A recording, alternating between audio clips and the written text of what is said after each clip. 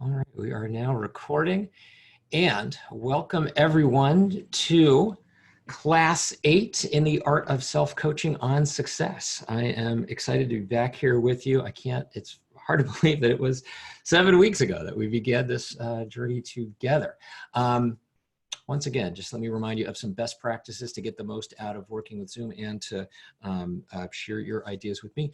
During today's class, while I'm making some remarks, please use the Q&A function to submit your questions.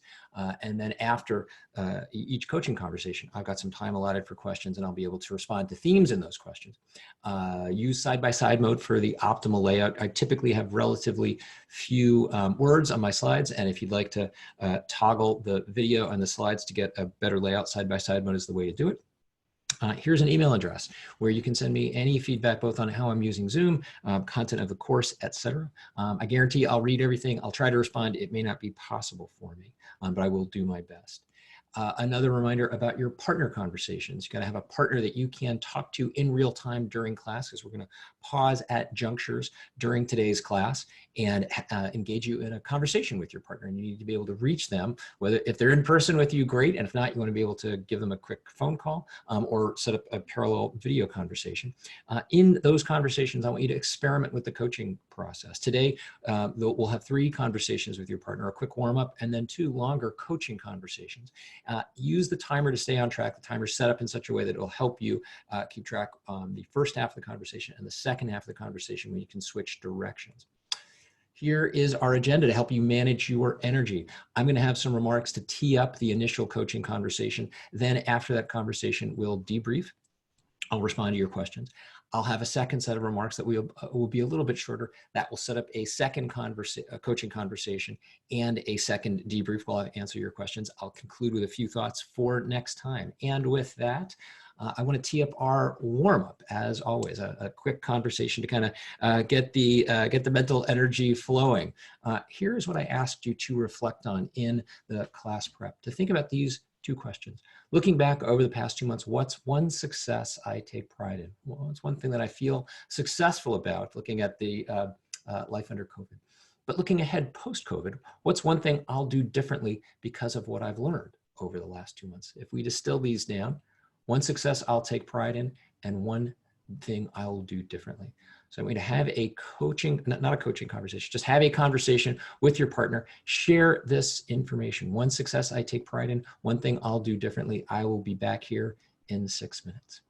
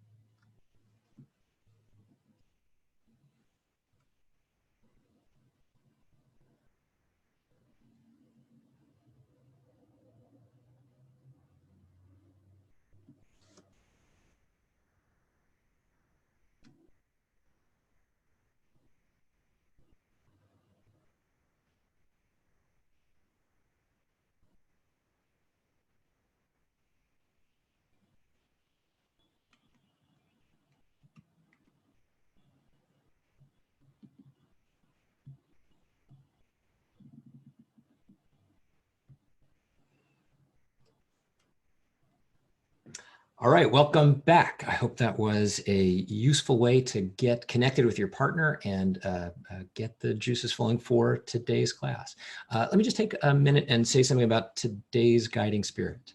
This is Peter Drucker, who I believe is one of the greatest management thinkers of the 20th century, and not sufficiently remembered from my perspective. He's not as well known as, we recall the names of people like Mac McKinsey and Bill Bain because they founded these firms that carry on their legacy. And Drucker left some institutional footprint behind. The Claremont School, the School of Business at Claremont bears his name, and yet he's largely forgotten in many quarters, and I think that is a bit of a loss. I find his work a continuing source of inspiration, and particularly with regard to today's topic, because he asks us to think about these areas: values, strengths, the conditions under which we do our best work, and reminds us that even when we don't know where we should be headed, we don't necessarily know what path to follow, we should be able to use our answers to these kinds of questions, are what we are learning about ourselves with regard to these topics,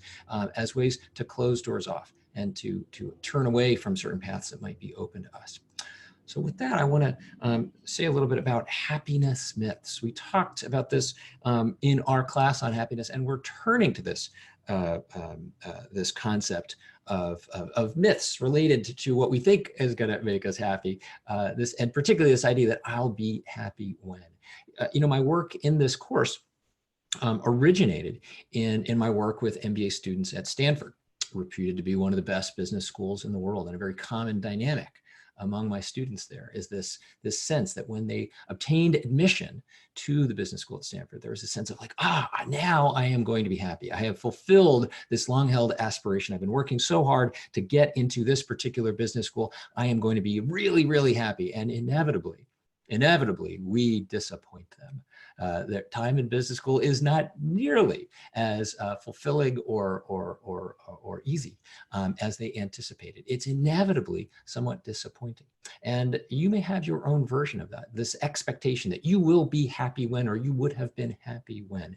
And a very common dynamic in the human experience is that we are disappointed. And Lyubomirsky asks us to understand this. Why doesn't success make us happier? Why does it not last? And here, I want to return to a concept that we first talked about in the class on attention.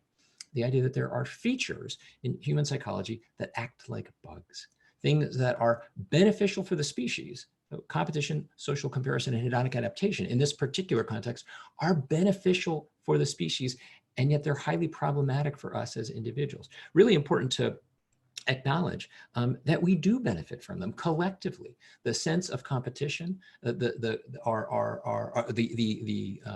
spur that drives us to accomplish particular goals, the sense of social comparison, our attentiveness and our emotional response to our relative status, our standing relative to other members of the tribe or of our comparison set. The sense of hedonic adaptation, that what we find rewarding and fulfilling inevitably wears off and doesn't last, and what we find distressful or hurtful, that inevitably doesn't, those feelings don't last nor do those feelings last. This is good for us collectively. And yet we often experience these dynamics as problematic. So we can't turn these off, nor would we want to. They are deeply embedded in our human psychology. And we've got to find ways to manage them. Just like other aspects of attention management and emotion regulation are features for the species that often we experience as bugs as individuals. We can't control them, but we can influence them. And it's important to understand each of these dynamics in somewhat greater depth in order to start to understand how we might be able to exert some influence over them. So let's talk a little bit about competition, which we could also frame in the language of social psychology as goal pursuit. Now, I am pretty certain that there are some Canadians here participating in this class today, and those folks may know who this is. The rest of you may not. This, the woman on the left of your screen, is Jocelyne Larocque. And immediately before this picture was taken, she was awarded the silver medal in Olympic hockey. And she was so distressed by this experience that she tore the medal off her neck and stands there disconsolate, deeply, deeply unhappy. If you're a Canadian, you understand how important ice hockey is. And if you're not a Canadian, you should understand that ice hockey is very important. And of course, it's also true that in a team sport in the Olympics, the silver medalists have lost the final competition. So it's in a sense understandable that she would have this response. But if we zoom back a little bit and look at a broader set of data, an interesting picture emerges. So here is data that's tracking the life expectancy of Olympic medalists in each category, gold, silver, and bronze, relative to the rest of us, the general population. And you can see that relative to the rest of us at every stage along the way, Olympic medalists are more likely to be alive. They're more likely to have succeeded in the struggle that we call life. And it's interesting to, of course, assume, well, look, this is because they're Olympic medalists. They are very fit, driven, capable people who've learned how to succeed in competitive struggle. So of course, we could also expect that they're going to be more likely to be alive than the general population. But let's look a little bit more closely at the data and the distinctions between people in the various classes. Especially if you look at age 75, silver medalists are actually doing just marginally better than the rest of the population, but bronze medalists are actually much more likely to be alive than silver medalists. And consistently throughout this data set, bronze medalists are much more likely to be alive. Now, I make some big inferential leaps here. As we know, correlation is not causation, and I'm taking a bit of a leap here, but I think it's worth assuming that, look, because silver medalists may think of themselves as, in Jerry Seinfeld's term, first loser, they may suffer a sense of deflation, just as Jocelyn Baroque did. That may carry over and have a number of side effects. In contrast, bronze medalists are winners. They just barely escaped being the fourth place person in the competition who nobody thinks about, cares about, or remembers at all. But they are now Olympic medalists, and no one can take that away from them. So important to understand, hey, how we think about our accomplishments and whether or not we succeed in a given competitive pursuit could potentially have a big impact on our sense of success, which may have a number of effects in life. Let's come back to Liba Mirsky. She says, hey, the critical factor in whether goal pursuit makes us happy lies in enjoying the journey and not in realizing the end goal. Now, this typically spurs a number of questions, such as when do we prioritize the journey? Because of course, in many circumstances, in order to make it to the Olympics, in order to get into Stanford Business School, in order to accomplish a lot of goals, we've got to do some difficult, unpleasant work that will not involve enjoying the journey. So when do we prioritize this? And is now too soon? I can't answer these questions for you, of course, but I would leave them here for you and hope that you will continue to reflect on them. Let's say a little bit about social comparison. Liba Mirsky reminds us that those who rely on our own internal objective standards, right, not subjectively comparing ourselves to others, they are happiest. And those who base our self-evaluations on comparisons with others are the unhappy ones. Now, it's also really important to acknowledge we can't turn this off. Just admonishing ourselves to stop comparing ourselves with others is unlikely to be successful, simply because, again, this is a feature for the species. We human beings evolved in relatively large numbers compared to our groups of relatively large numbers compared to our fellow early primates, and that offered many competitive advantages. And a challenge is that in a relatively large group, we face a lot of in-group competition for scarce resources. And as a result, we are keenly attuned to our relative status kind of within the tribe.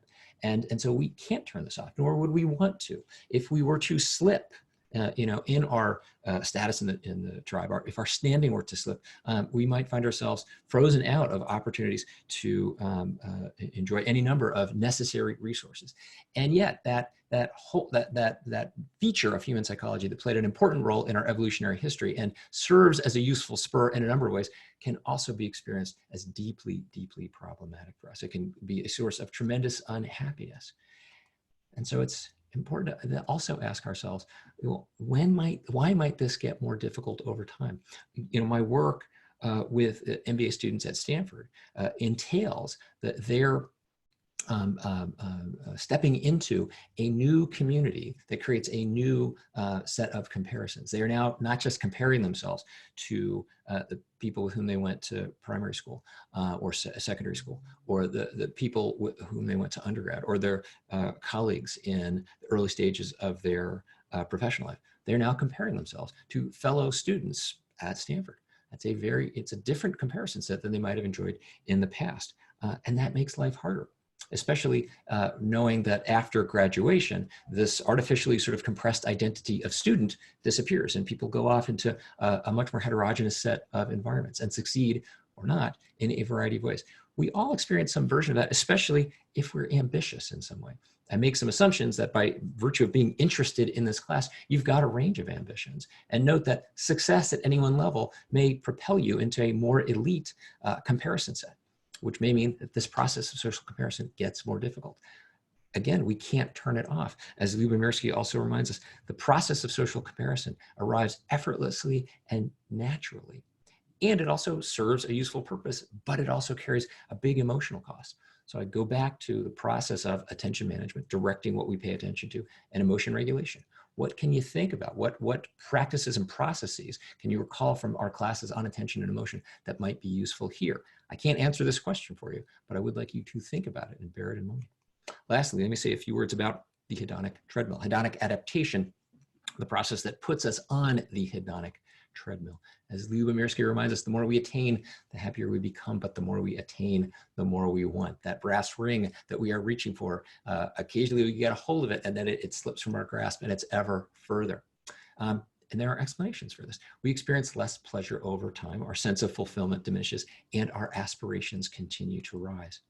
So a question that often comes up in my work with MBA students at Stanford is, well, are we doomed in some sense? Are ambitious people, if we do bring a sense of big ambitions, if we have big goals, does that doom us to feeling perpetually unfulfilled? And how do we avoid settling? Because we don't want to lower our ambitions, whether they are material in nature or whether they're broadly more socially conscious. And I'm not suggesting that we should. I'm not suggesting that we should lower our ambitions or our aspirations, but we do need to understand how to manage them. So we then find ourselves kind of stuck here. Well, what can we do about this? If these are features for the species as a whole that we tend to experience as bugs, as individuals, or that we often experience as bugs, as individuals, what precisely can we do? Well, Lyubomirsky offers a set of practical tips and guidelines. She said, hey, you can ground yourself in concrete experience and make some observations about your current status and past status. You can cultivate the practice of gratitude. Remind yourself to be grateful for what you have. You can be more deliberate and choiceful in determining the goals that you are pursuing and framing them in a particular way. And she talks about that at some length in the reading. I won't reiterate that here. I would remind you to go back to that reading if you find any of these useful. But she also talks about living in alignment with values and the necessity of clarifying our values so that we can live in alignment with them. And that brings us back to Drucker. Drucker says, to work in an organization whose value system is incompatible with one's own condemns a person to frustration. Well, what do we mean by this? Because I think this then starts to beg the question, well, what are values and what is a value system? And one way of understanding this, Drucker talks about explicitly the values as in what is right, a set of ethical guidelines that help us understand, hey, am I acting in alignment with my moral beliefs or not? And does the organization in which I am pursuing my career goals share those values? Or does it not? In which case I might find myself actually living in ways that are deeply out of alignment with my values and be condemned to far worse than frustration. This is certainly one important interpretation of values. And there are others, other ways of defining value. And certainly one is values as in what is rewarded.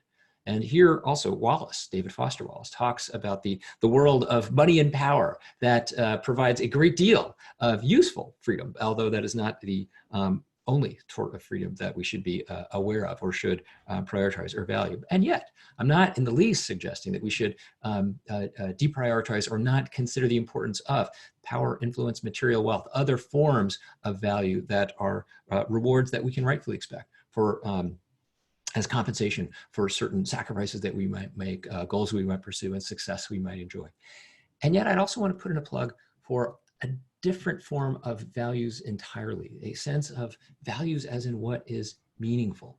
Not that this is a way of substituting the idea of, well, what is right and what is rewarded. But I would like to weave this in and add to it, and also refer you back to the values in action survey of character strengths. The idea that those those practices, those values are framed as reliable pathways to meaning and purpose. Not that they're aptitudes or skills, not that we possess or lack them, but that we lean on those. We tend to go to those are as reliable pathways to meaning. So I'd like you to think about your subjective responses to the VIA. I'd like you to refer back to that and say, hey, in what ways does my life and the way that I'm pursuing my professional goals and aspirations, in what ways does it allow me to enjoy and to live these particular values? Because that, the theory behind that particular instrument, to the extent that we are living a life that is aligned with those values, we're more likely to experience a sense of meaning and purpose, which may, I would suggest, form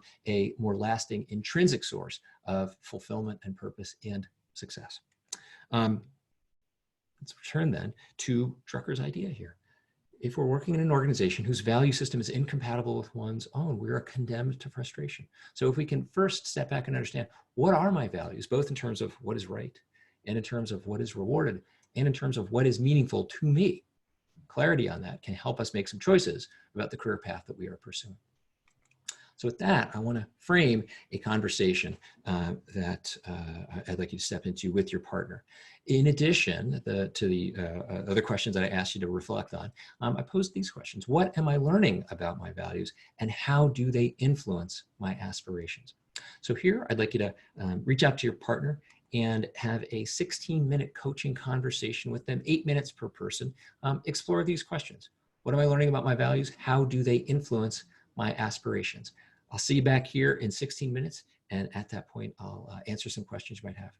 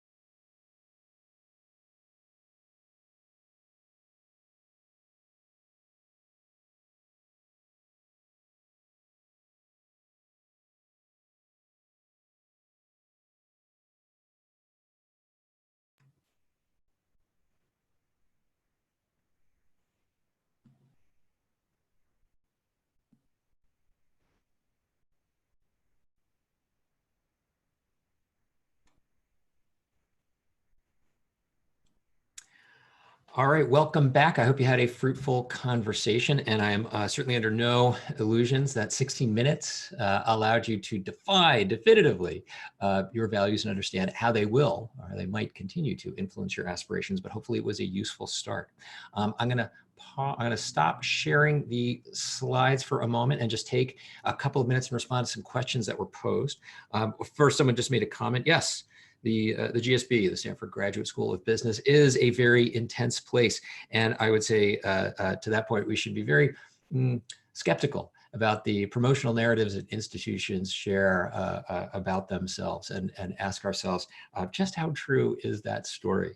A question was posed about gender differences with regard to comparing ourselves to others. I'm not aware of any gender differences in the research that we're exploring today. I can say from a more anecdotal perspective in my practice, there are certainly very confounding sets of expectations that women leaders face that have an impact for this.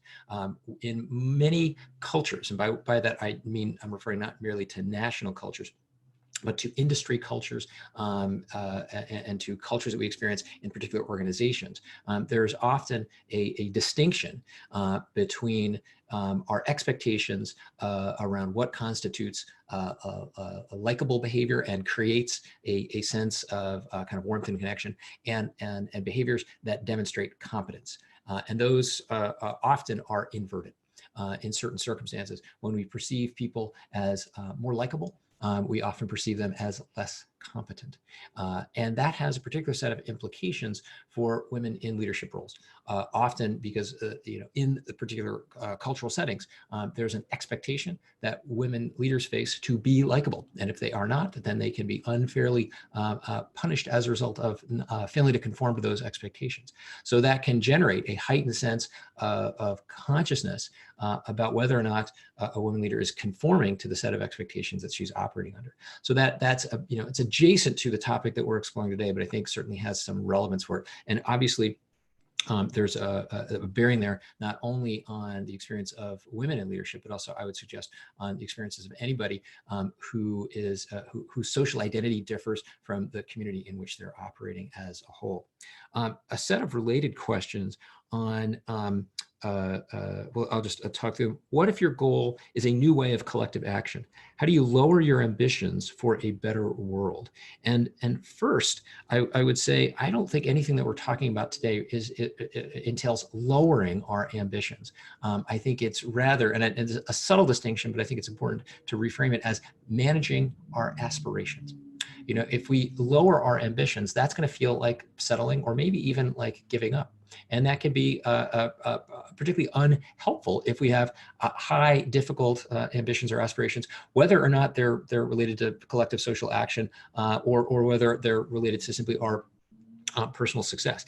And I think here, a key comes back to this idea of enjoying the journey and not having our heart set on the aspiration, particularly when it does come to larger goals related to collective action. If your goal is climate change, if your goal is a more just and equitable society, and you have the expectation that it's going to be accomplished in your lifetime or in the immediate future, I would suggest that you're doomed to disappointment. And I say this from the perspective of somebody who spent 7 years of my life working to address homelessness in the city of San Francisco. And obviously if you know anything about the city of San Francisco, you realize that we have a deeply problematic situation related to homelessness here. So my efforts were in some sense futile. And I still remain proud of that work, proud of the contribution that I made in that effort. And in no sense does that mean that I've given up caring about that particular goal or about larger social aspirations, nor am I suggesting if you have those kinds of social aspirations around larger social or collective action that you should say, well, I'm just going to try to sort of enjoy myself in the process. But this is, I think, directly related to this idea that these psychological drives are benefits for the species. They're features for the species that we experience as bugs. If we can find a way to harness that, if we feel motivated by our high aspirations to pursue very difficult goals that might result in a degree of personal sacrifice, unfulfillment, unhappiness. What's necessary is that we find a balance that renders it sustainable. In my personal case, I was able to do that work for 7 years. It was extremely difficult and depleting in a number of ways. And at the end of that period, I had to move on to do other work that I was going to find more personally sustainable and fulfilling. So each one of us faces a compromise and must make our peace with that particular set of challenges. Related question was, is it immoral for those of us with privilege to be happy? It's essentially how I interpreted the question. Should we work on behalf of society? And I think, of course, that's a highly subjective question that we can only answer as an individual. And yet I think it's worth first recognizing that, and this is something that I take from my practice, because everyone in my practice is a very successful leader who enjoys a great deal of privilege. And yet what I also know from that experience of working with them very closely is that they're also in many ways suffering. Sometimes in small ways, just in the form of the inevitable disappointments, sometimes in quite large ways. Successful people in large prominent leadership roles often suffer as a result of those prominent roles. Those roles can be quite unfulfilling. Those roles can be quite depleting and demoralizing. This is, there's a body of work that I've been conducting that gives me a perspective on, this is one reason why I know that success, as it's commonly defined, does not make us happy in a definitive, permanent way, simply because the accomplishments of the highly accomplished people that I work with do not result in lasting permanent fulfillment or happiness. The sense of social comparison continues to operate even at the very highest echelons of society. The sense of hedonic adaptation continues to operate no matter what these sort of specific milestones are accomplished. There's always a sort of yet one goal that one can aim for, and so it's important to figure out, well, how do I manage that, and how do I, for myself as an individual, and how do I put that in a larger context? I want to kind of broaden this idea. Is it immoral for those of us with privilege to be happy? Should we work on behalf of society? And I would say that that pertains not just to people who have broad goals related to collective action. I think it's relevant to every leader, to everyone in a position of privilege relative to others, simply because the privilege that the leader enjoys as a result of occupying that position, it both needs to be kind of acknowledged, especially when other people are maybe suffering, especially under conditions imposed upon us by COVID-19, and the leader may be insulated in some ways. And that doesn't, it doesn't mean that the leader, or those of us enjoying privilege, is not suffering in some way.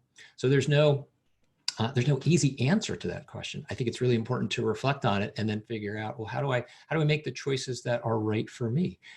In what ways might I defer my immediate gratification or the immediate reward that I want, that would feel better in some sense? How do I defer that in service of a larger goal, whether it's related to collective social action or merely related to the people who I'm working with, my colleagues and employees?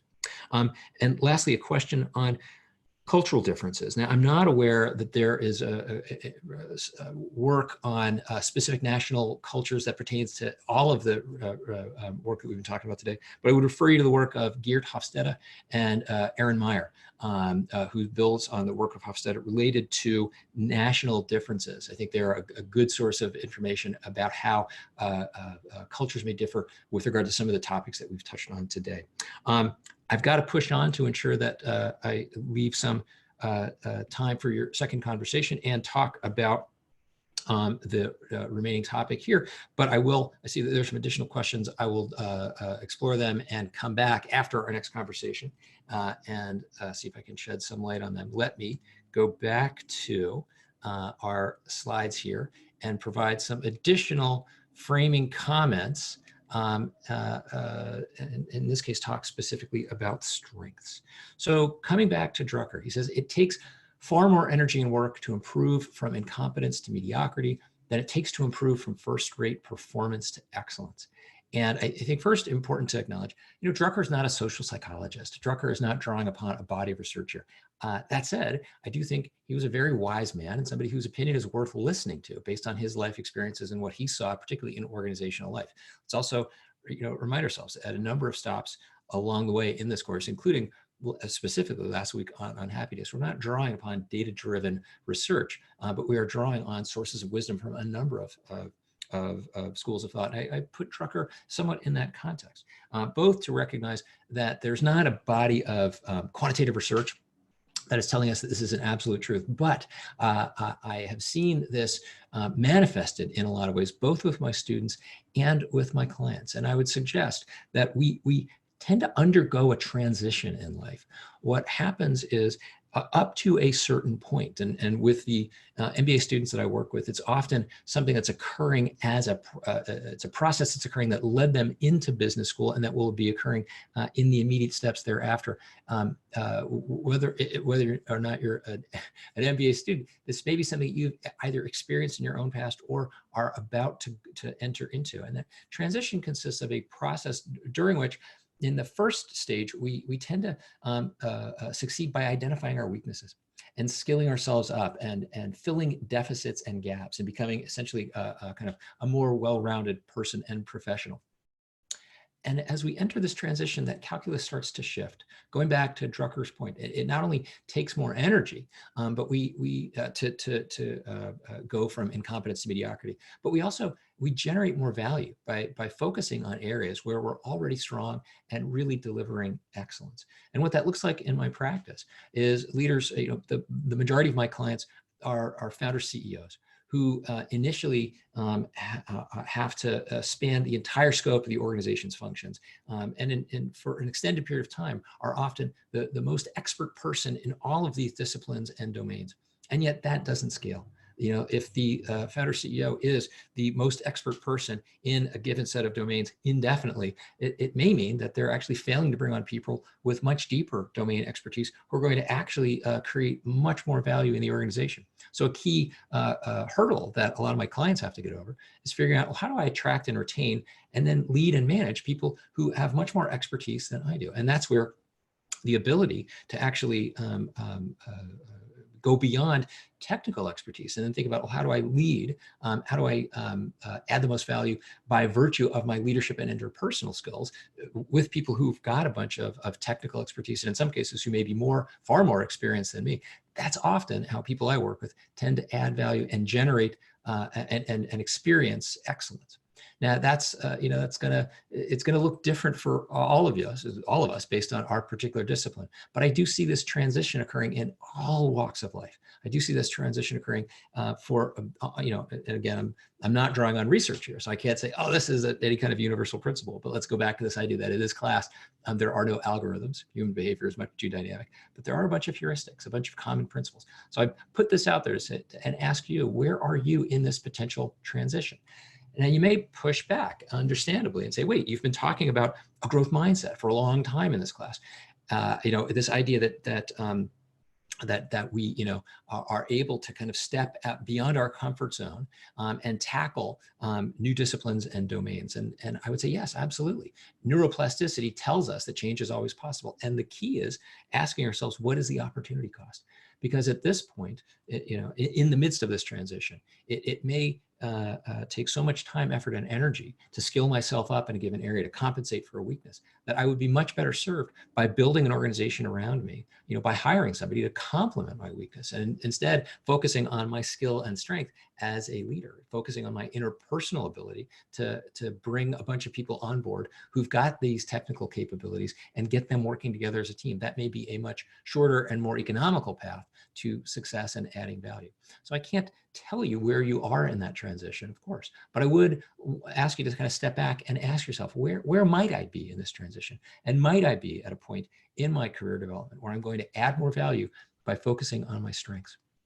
So the next and final topic that Drucker asks us to understand are working conditions, the conditions under which we do our best work. And he says for knowledge workers, and I would suggest if you're taking this class, you're very likely in a category of what Drucker calls a knowledge worker, somebody also known as a symbolic analyst, essentially someone who is working, with information in a context that doesn't preclude the process of dealing with physical products, but also entails this larger process of symbolic analysis. And how do I perform? By which he means under what conditions do I do my best work?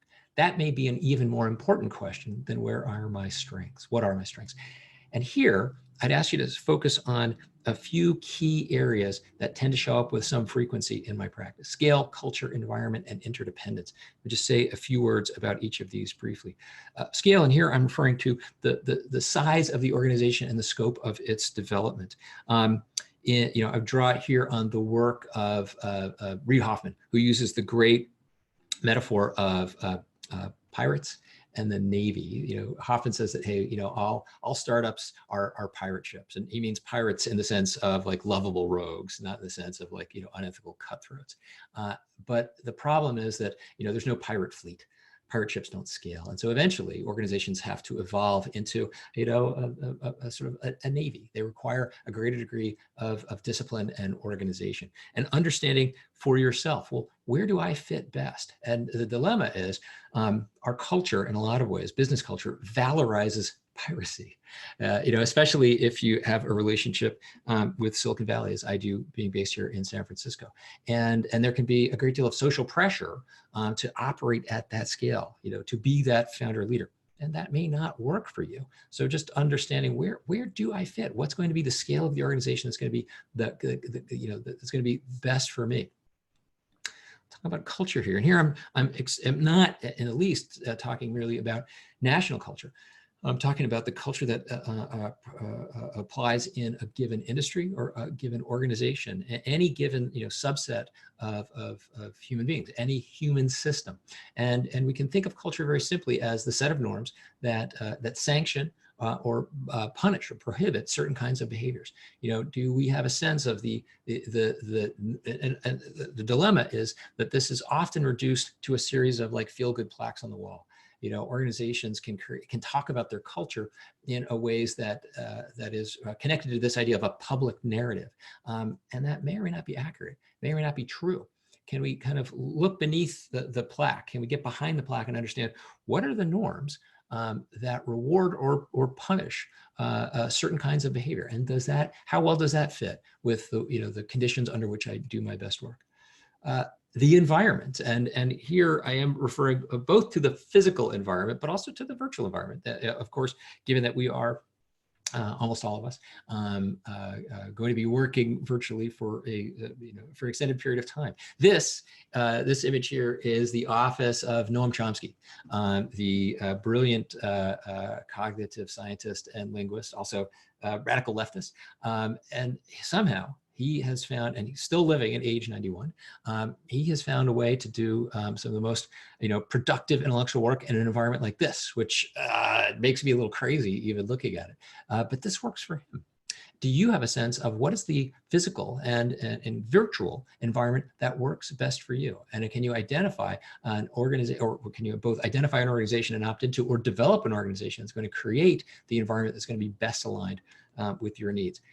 And then interdependence. And here I'm illustrating a high degree of interdependence. The sport of run crew, everyone must work in kind of perfect interdependence, being completely uniform in their connectedness and their timing. I mean, this is a crew sculling their way along the body of water is like it's like a clockwork machine. And that's one form of organizational life. And it's not the only form. In a lot of other settings, people operate with a much lesser degree of interdependence. And I find this is, it takes a big distinction in my practice, where I work primarily with operating leaders, but I also work with investors. And in an operating role, a high degree of interdependence is necessary. An organization doesn't win if one function wins. If marketing wins, or product wins, or engineering wins, but the rest of the organization doesn't, the whole organization fails. Now, it's not to say that it's the opposite case in investing, but in investing and in other forms of professional service environment, there's often a much greater degree of a lesser degree of interdependence. I may want you to succeed as my colleague, but if your case or your practice or your deal doesn't do as well, I'm not intimately affected. I want you to succeed. I want to be helpful, or I may not, depending on the culture of the organization. But I notice, and a big theme in my work is people needing to clarify for themselves, what kind of team do I want to operate on? Do I want to operate on a highly interdependent team in which we've all got to be synchronized in one motion, because that's going to be very fulfilling to me? Or am I going to find that kind of frustrating and constraining? Do I want to operate in a very independent environment where it's not necessarily every person for him or herself? It's not as if we're actively rooting against each other, but we're freer to operate more independently. I may find that particularly rewarding. Just clarifying for yourself the ways in which this particular type of working condition influences you and your ability to do your best work, I think, is very important.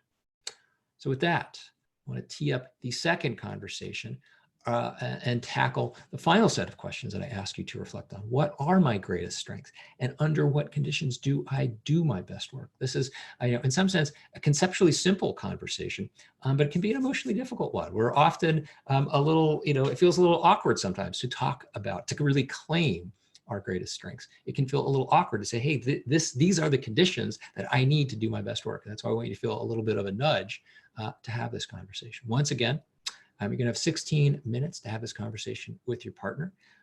I will be back here in 16 minutes.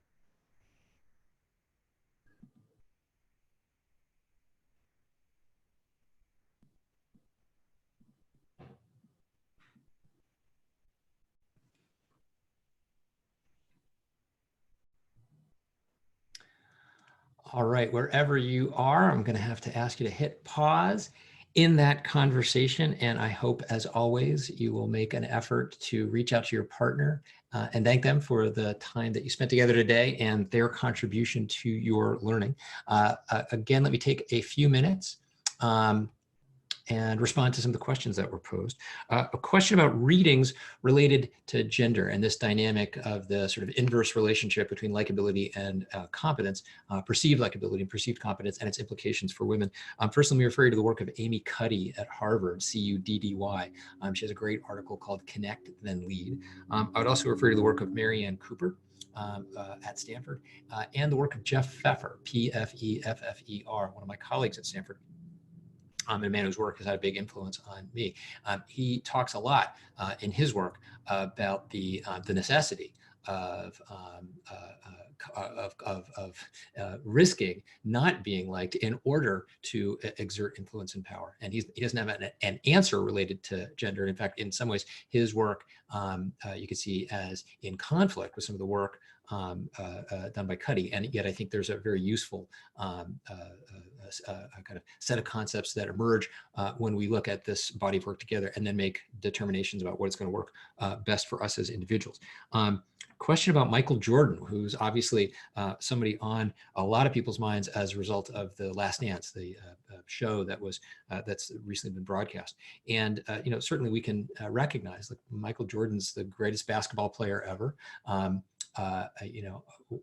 One of the greatest athletes ever, and undoubtedly successful in so many realms of his professional life.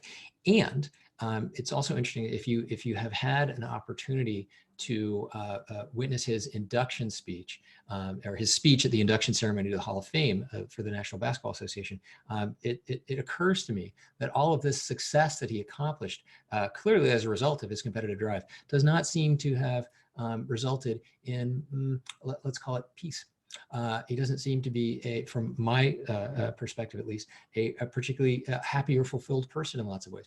And that may be fine, because it doesn't seem like that was necessarily his aspiration.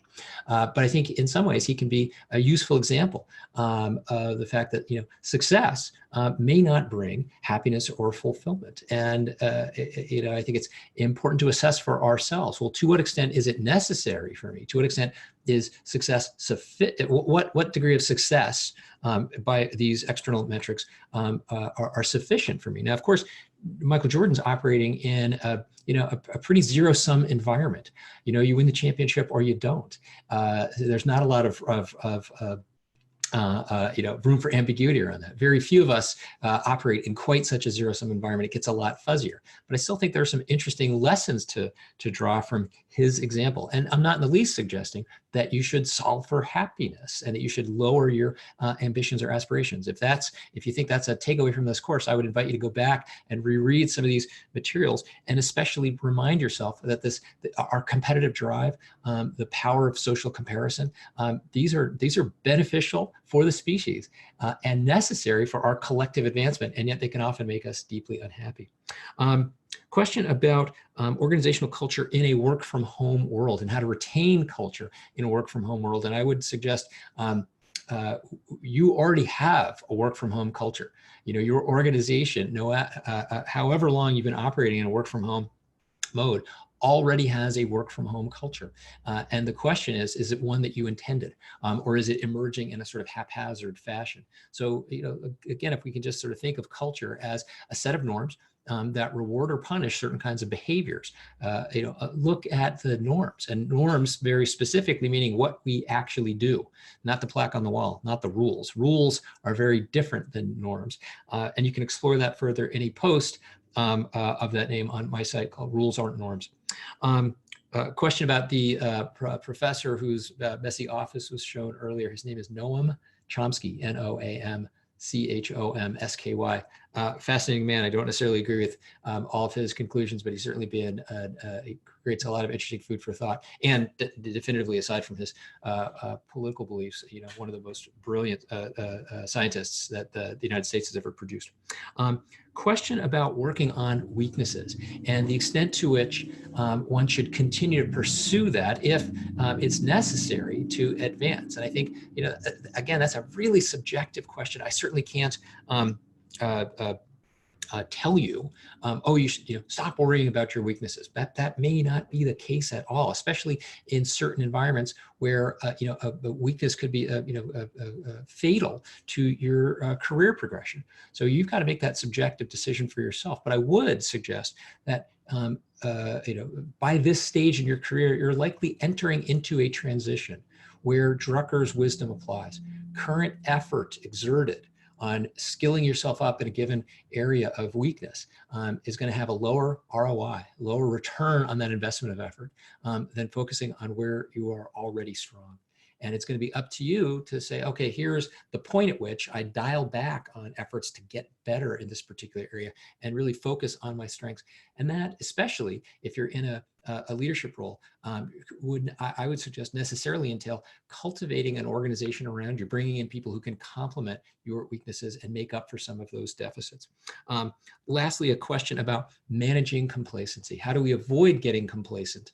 And I certainly want to emphasize nothing in today's class and nothing in the course at large is intended to kind of support complacency, to say, oh, don't hold these high aspirations. I mean, I work with extremely ambitious people. I am an ambitious person. I hold high aspirations for myself. And so I'm not in the least suggesting that we should sort of resign ourselves. But let's go back to one of the very first kind of bodies of knowledge that we approached in this course, the body of research around goal setting. We've learned from decades of research that goals can be quite useful spurs to activity. But we've also learned from more recent activity that goals can be quite counterproductive. Goals can, lead to our feeling lower levels of satisfaction or fulfillment in a given activity, leading us to actually stop pursuing that given activity. So there's a great deal of complexity here. I'm not in the least suggesting any of this is simple, but understanding, while I maintain these high aspirations, which may be quite useful both for me, for the impact that I hope to have in the world, they may also have a counterproductive effect on me. They may leave me feeling dispirited or disenchanted. They may leave me feeling less motivated to actually persist in some of these practices. So how do I manage that? I come back to this, the set of themes that also grow out of our class on attention management and emotion regulation. We can't control these dynamics, nor would we want to, because they serve a useful purpose, especially with their ability to interrupt conscious thought. And we want to be able to influence them, especially because they can have a negative effect on our sense of subjective well-being. So with that, I want to push on and spend a few minutes just preparing you for our final class and next week's upcoming class on endings. Before I do that, I'll sum up very briefly some ideas from today. Success may entail focusing on strengths and letting go of our concerns that we need to skill up weaknesses. Managing aspirations in this process will be key. And by that, I do not mean settling. I do not mean letting go of our high ambitions or our aspirations, but simply managing them, particularly because of the inevitable power of hedonic adaptation. And in this process, clarity on values is essential. If we don't truly understand for ourselves what is right, if we don't understand what is rewarded in the system that surrounds us or the system that we're building, and if we don't understand what is meaningful, it's going to be a lot harder to come up with effective answers to these questions. So for next time and our class on endings, our final stop in this journey together, we're going to draw on the work of William Bridges on transitions. Going to draw on the work of Christopher Peterson, a social psychologist who we first encountered in our very first class on life and habits. And I'm going to ask you to generate some feedback. First, feedback for your partner. There's a worksheet on my website, which is a suggestion. And I'd like you to use whatever format works best for you. If that format doesn't quite fit your sense of how to close out that relationship with your partner, then please feel free to experiment. And I'd like to ask a little more feedback, in this case, feedback for me. There's a survey link on this website. on the website. It's a closing the class and your feedback survey. I'm going to solicit some information that will help inform an exercise that will close the class. And it's also a chance to provide me with some feedback that will help improve the course for the next people who take it in the future iteration, and also help me be a better teacher. Finally, video will be posted on my site by tomorrow. Slides are already there. Thank you very much. It is 11:29, about to hit 11:30, so I've kept my promise to be on time. I hope you have a good rest of the weekend. I hope you and your loved ones are staying safe and well. I will look forward to seeing you for our final class next week. Bye.